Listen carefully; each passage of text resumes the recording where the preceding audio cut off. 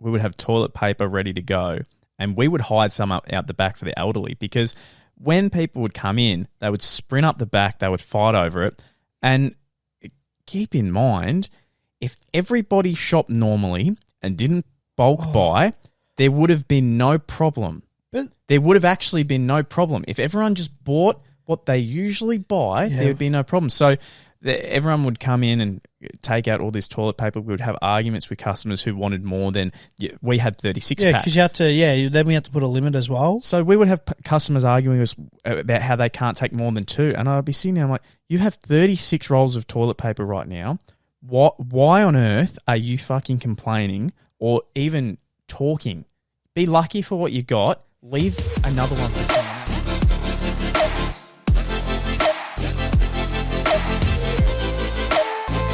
So, mate, one thing that people bring up that I actually forget about, and I find it crazy that I forget about this, was our 2 year of lockdown. Funny you mentioned that statement, because when I was at work the other day, one of the girls that I was talking to was saying like, oh yeah, I remember that. It was just like last year. And then they got corrected. It was like, no, that was 3 years ago. And it's like, yeah, fuck, because 2 years went like that. It really did. And sometimes I completely forget it, but I sit there and when someone does bring it up and I go, why am I forgetting that? That was 2 full years where we were locked down and there was some ridiculous rules. The media was absolutely fucked. So I think let's both talk about the different situations we went through with our experience of the 2 year lockdown. So for me, we both worked at supermarkets at the time. Yeah, we did. Yeah, which I would say we were pretty... It was a shit period. I'm not even going to sugarcoat. It was a shit time, but I would say that we were fortunate enough that we were still able to work day in, day out.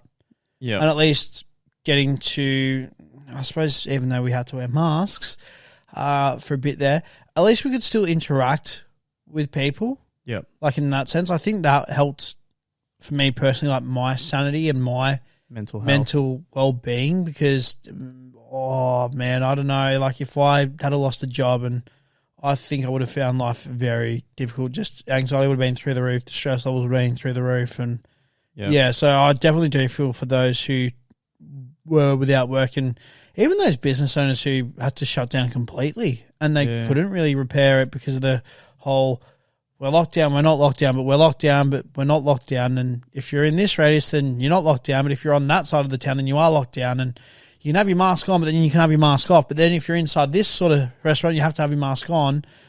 But you can have your mask off if you're on the outside of it. And like, yeah, mate, the rules were fucked. It was like so incredibly fucked. Like I'm not sugarcoating it. This one is super raw. Like it's just, no bullshit on this one. Speaking about the jobs too, it was weird that there were people that were absolutely thriving and there were people that were struggling. But at the start, so I'm talking about the first year, because as it went on and they eased up a few rules here and there, I can do good examples. I knew someone who owned a coffee shop who were going gangbusters. They were just making sale after sale each week, just making bank. There was another one that was actually really struggling. They were in a certain part of town that was a bit harder to get to, wasn't in that 5 kilometre radius.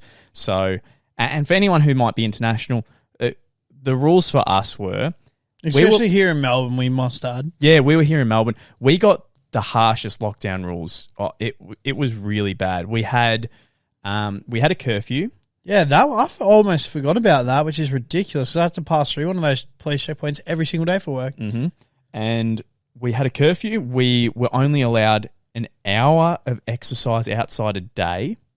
Which is within your 5K radius as well. So if you don't have like a trail or something like that, then good luck to you. The block gets pretty tiresome after like the second day. If you went outside of your 5 kilometres and you got caught, you better have a reason. You better have a certificate why. You needed all these rules. You could only see your significant other if they were outside your 5 kilometre radius. So a girlfriend or boyfriend, husband, wife. But the rules there were very mucky as well. Because then they had that bubble thing, that bubble rule as well. Yeah, what was that again? I think it was like if, for example, say like you owned a house but you only lived with your brother, like I could come to you if you were outside of my 5K radius. Yep. I could say that. I know the rules were like it was a mess. Odd, to be completely honest. And the one... the one that confused me the most was the only 1 hour of exercise outside. It really confused me because you're meant to be getting sunlight for your health. You're meant to be exercising for your health. There is no health benefit of being locked up inside, pent up. And the numbers were also under 100. Yeah, at the time of like the initial lockdown, it was under 100. Like, it was scary. It was new, so I guess people weren't really sure what was going on. But the one over exercise always got me. You're taking away people's mental health, well-being, and all that. And the statistics, not to sound like a bloody a conspiracy theorist or a tinfoil hat sort of wearing person, but you could see the stats, man. People's mental health was going through the roof. Suicide rates were going through the roof because people were getting taken away from being able to leave the house. They wanted us more or less cooped up in a house for the best, 23 hours of a day. Yeah. Some people, again, fortunate for us, were able to go to work so we could escape in that sense for 5 hours, 6 hours, 8, whatever your shift was and all that. But for those ones who actually like lost work, man, like, yeah, okay, there was a lot of Zoom meetings and all that shit, but like, that's shit. Yeah. Zoom calls were fucking terrible. Like, actually trash.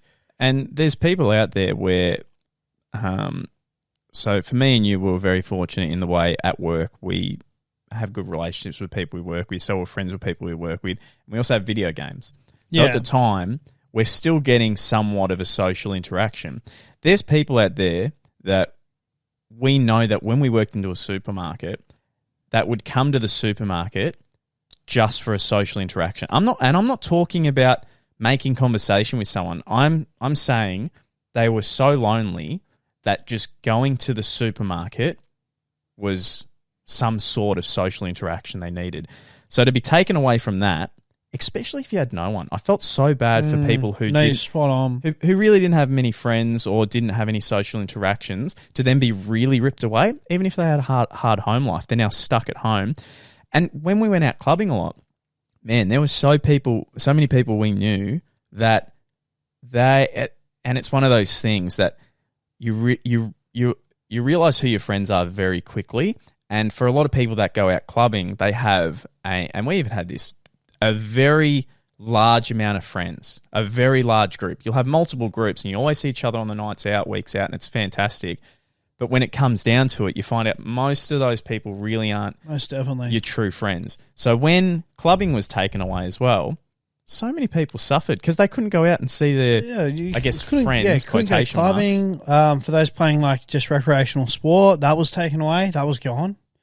That was so bad. You couldn't do that. And that was sort of right near the start of like the footy season for most of your like regular like local community football clubs and stuff like that. They took away football completely, didn't they? Footy was done. You couldn't go to the footy.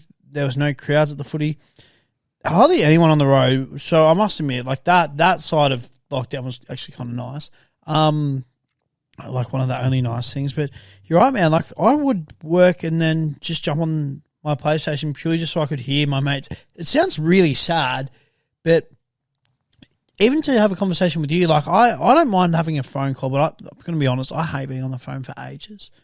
I really don't like it. So, man, a lot of the time, like I wouldn't even be playing my PlayStation. I wouldn't actually be playing a game. I would just be on a headset with a group of 4 to 5 mates just chatting. Just because I was like, fuck, like we don't know when this is going to end. Yeah, like definitely. At all. Like, and I must admit, like throughout the lockdown, I saved a lot of money, and I think I still hate the lockdown and like what we endured and what we went through. Coming out of it though, in a weird way, thankful because I saved so much money, and I think it sort of helps me mature a bit and sort of more or less be like what's actually really important versus what isn't as important. It sounds stupid, but like I feel like it sort of helps me reflect and be like, you know what do I really want to get out of like my life? Like what do I actually like want to do? Like I picked up running quite a bit. That was an outlet for me. And honestly, like I can't thank my brother enough for that. Like it's such an inspiration throughout the lockdown, keeping me on track, being like, come on, mate, like we're going to do like 3K today. We're going to do 5K this day.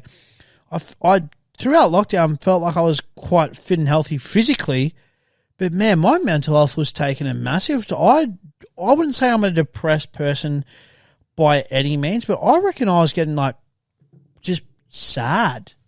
Just like, I don't know when this is going to end. Like, I don't know what life's going to be like after. Like, I don't. Yeah, and especially when it was like, all right, lockdown's ended. Like, we got that taste of freedom again. And then it was locked down again, and I just got to the point where like I was genuinely like, I'm fucking sick. Like, if I get caught breaking the rules, like I'm out of my, I actually don't give a fuck anymore. Yeah, we got to like, a point where I'm fucking done. Like, I actually don't fucking care. I think because the finish line kept getting, it was joked out and out and out. Constantly. Oh, when this happens, we'll then do this, but then no, you have to wait another 2 weeks, and then after that 2 weeks, we'll revisit it, and then. Here's another month of lockdown. Grand final day as well, like if you live in Melbourne and you're someone who's into the footy like myself, grand final day for me anyways was catching up with mates, have a few drinks, barbecue, whatnot. Even people that don't really like the footy, you just invite them around. You all have like a grouse day. You king the footy at halftime after the game, just chatting and all that. It's a grouse time. The grand final for me felt like just another day. The grand final was played at night. The grand final is always played during the afternoon, by the way. That's when it should be played. It was a night grand final. I didn't care. Like, I didn't care. All it was for me, lockdown was seriously, you get up, you work. We opened work. Work for me started at 8, but due to the whole toilet paper fucking fiasco, we started at 6 for like a couple of months. So it was like working 6 till 6. You come home, maybe play some PlayStation, but you'd be wrecked because that's all you're doing. You're not sure what's coming. Customers are getting mad at you, as you would know from working in a supermarket. Customers are getting mad at you because why don't you have A, B, C, and D? And it's like, oh, well, I don't even know. Like, I don't know what's going on. Like, I can't tell you. And all that. Yeah, the toilet paper fiasco was just, that did my head in. You'd have fucking clowns coming in being like, oh, do you think it's stupid people are buying 45 packs? You just need a 4-pack. While they're saying that, they're walking out with 2 fucking 45 packs. And I'm like, are you fucking all right in the head? Like, what the fuck are you doing? I've got other customers who are like, oh, they're not even from here. They shouldn't even be allowed to shop in here. And it's like, bitch, you cannot tell me you do your whole week shopping here. That is a load of crock shit. So you're just as bad, if not worse than those. Like, oh, man. Yeah. You learn so much about the general public, I feel, and just... People are fucking assholes, man. Oh, people can be the worst because I was the same as you. I would have, we would have toilet paper ready to go, and we would hide some out the back for the elderly because when people would come in, they would sprint up the back, they would fight over it, and keep in mind, if everybody shopped normally and didn't bulk buy, there would have been no problem. There would have actually been no problem if everyone just bought what they usually buy, there would be no problem. So everyone would come in and take out all this toilet paper. We would have arguments with customers who wanted more than we had 36 packs. Yeah, because you had to. Then we had to put a limit as well. So we would have customers arguing with us about how they can't take more than 2, and I'd be sitting there, I'm like, you have 36 rolls of toilet paper right now. Why on earth are you fucking complaining or even talking? Be lucky for what you got. Leave another one for someone else, but. Because there would be that many elderly people that would come in at maybe 2 p.m. or 3 p.m. because they couldn't get down there any other time. And you would see, like I remember seeing an old couple down there looking at empty pallets and for them, I guarantee they would only need something like a 4-pack. Yeah, most definitely, man. But you got people that are... I had one woman who was crying at the... I became an absolute asshole on the registers. I think, to be honest though, I think we all did, man. I don't think it's just you. Like, COVID took a massive toll mentally, physically, and emotionally on everyone during those times, man. There was no... You almost needed to have a hard skin, like in that sense. Like, there was no more Mr. like, hey, I'm happy to help. It was genuinely like, you're fucking me off. Like, leave me the fuck alone. Like, I don't know, man. The media made it 10 times worse too, because I would sit there, and the one thing I hated more than absolutely anything, especially because the case numbers now are so ignored, and it's just the norm. In. Yeah, it's all gone. So that's what pisses me off the most. But back then, when we were made to believe it was fucking the worst thing you could get, it was actually the worst thing you could get, was the numbers would go up maybe by 2 a day, maybe 1. And then if there was someone, and it was always, and I'm not sugarcoating this, always, someone who was 85 or over died. And now we find out quickly that most of the time they had cancer. They had respiratory issues. They had a severe they were illness. sort of like on the decline. And COVID was the one that just pushed them over the edge. And also we got revealed now that people that didn't even die from COVID who just had it, that was one of the things that spiked the numbers. Yeah. So we would constantly see these numbers go up and up and up. And as they're going up, we're getting told maybe when it gets down to 20, we can start going out. And it was... Keep bending the curve, Melbourne. Yep. Keep bending the curve. And if you saw... I think I saw once someone in their 30s died, and there was articles, it was everywhere. One person... They would never mention how many people died from suicide, from mental health. Oh, no, they never ever run those stats. Up. No, why would they? Why would they ever That's bring irrelevant. That up? Yeah, that's not important. That's irrelevant. And I think that's another thing as well. The panic buying was so bad, but the panic buying was so bad because the media was saying like all these things. And it's just like... They made it worse. They're like, get out there now. Us who were working in the supermarkets are like, our warehouses have plenty of fucking... Like, if you seriously, as you've already stated, man, if you shopped how you would normally shop prior to this being a thing, there is enough for everyone. Yep. But if you keep on shopping like we're about to get fucking taken over by fucking zombies, then yeah, we're all up fucking shit creek. Mm-hmm. And people are just acting like genuinely stupid, irrational. People are buying fucking bulk alcohol, and so all of a sudden it's like, oh, the bottle is going to be closed. It's like, mate, there will be plenty of alcohol. You can drink yourself and be like a depressive drunk like whenever you want. Like, don't now all of a sudden use fucking Corona as a fucking excuse. Like, it was actually a joke, man. I just can't believe how some people's minds switch. It's so weird as well. Like, prior to that, as well, living in Melbourne, like, we have bushfire season and all that.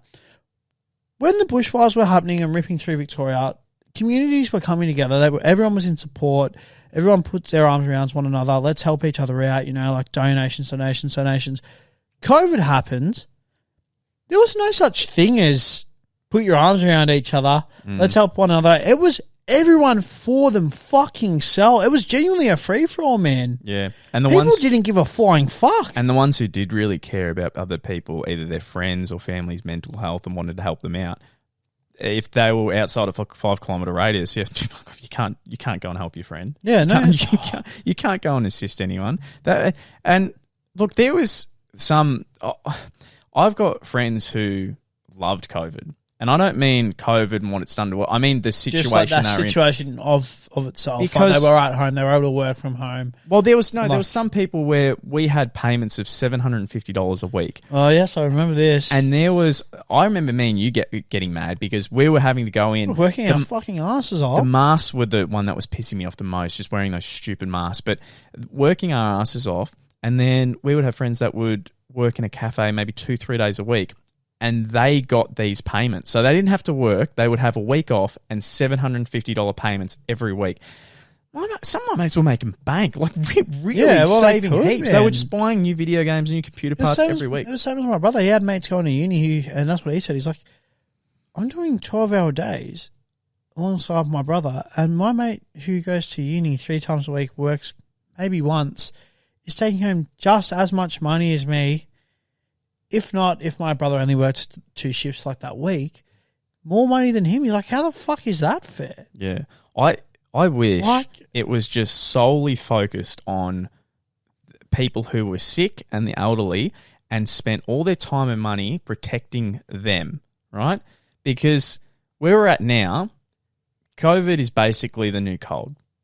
It is. More or less, yeah. Everyone has learnt now to live with it. There's no check-ins. There's no kilometre radius. There's no restrictions. You can do whatever the fuck you want now. It is the new cold, and it's not in the media in any way. But people still are getting affected, especially the elderly and people who are sick. So why not at the start that they just focus on the people that would have been affected? You get the very small, and I mean very small cases of someone who is affected that is maybe in their 20s.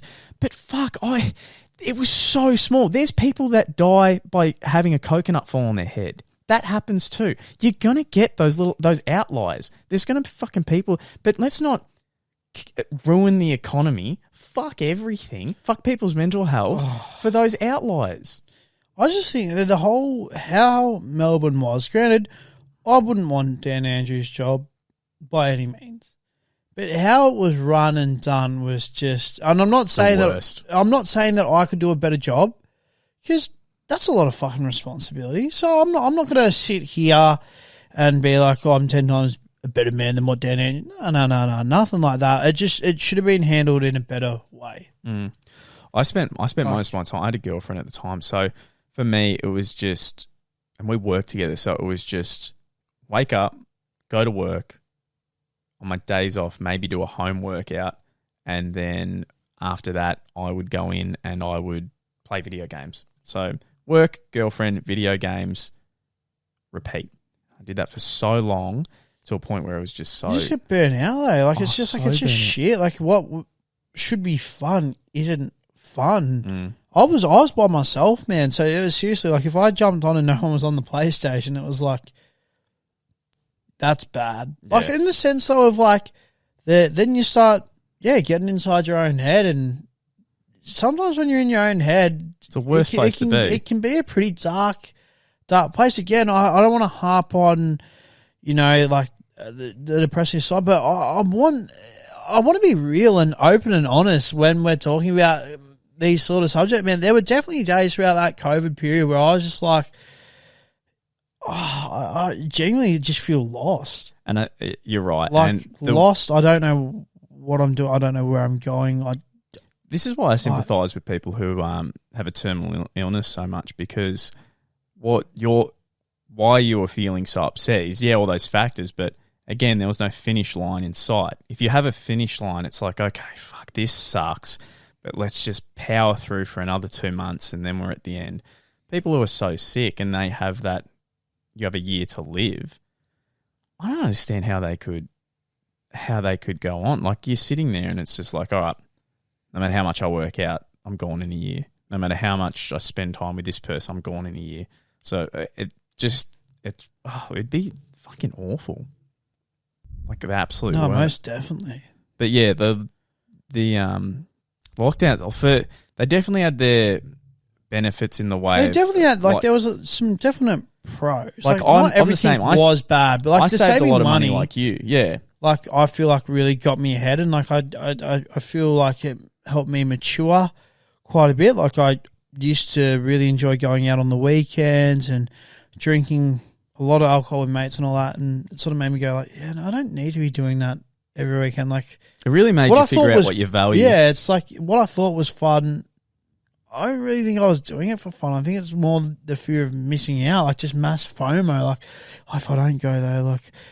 Whereas now, man, I spend most of my weekends at home. Yeah, just chilling, just kicking back, spend time with family and friends. Yeah, I don't know. Like, there's just more to life than going out, being that guy that's drunk, thinking life's good, and then complaining about life on the Wednesday because I've spent all this money. Like. Yeah, and I don't know how people did in the city, because at least with where I was, I could go for a run, go for a walk. I could meet you as things restricted a bit, and like, look, there were some points where I guess technically we couldn't, but me and you, I don't care saying, we were both like, fuck that. Like, yeah, we got to the point. I was like, if my girlfriend who lived very close to you, 10 minutes away from you, can come and see me, why the fuck can't you come see me? Yeah. And so it was just stupid. So. There was, I don't know how people in the city who were so packed in, especially if you had like a 1-bedroom unit or something, how they did it. But yeah, that was our session. So we both worked at supermarkets. We both tried to make the best out of it, but it was just, there were some times where it just. I think it was just for how long it went for. Yeah, that was the biggest issue. Like if it was the initial, like you said, there was a finish line. Sort of like, this sucks, but like I can suck it up and. At least my life somewhat normal after, but it was just extension. You're free, you're not free. Yep. You're free again, but you're only free to an extent. Yep. Just took a toll. It's that was our story. I thought I'd go on because I keep hearing people mention every now and then lockdown. I keep forgetting about it, and I'm like, fuck, that really was like we lived that life. Yeah, which is crazy as well to think. Yeah, for example, I know that we're wrapping it up, but in school, you learn about the Black Plague. Yeah. That's years to come. We lived through one of the... They'll be telling the story of coronavirus 2020. Genuinely when the earth stood still. I can't wait till a proper in-depth documentary comes out about Yeah, where it went wrong, like how it happened, like the secrets, because secrets are going to come out about Oh, it. most definitely. Most definitely. Yeah. So, but we'll leave it at that and all that. We'll leave those thoughts with those listening and watching, and all that. I'm sure there's some things that they agree with, some things that they probably don't. But that's what it's all about. Open discussion.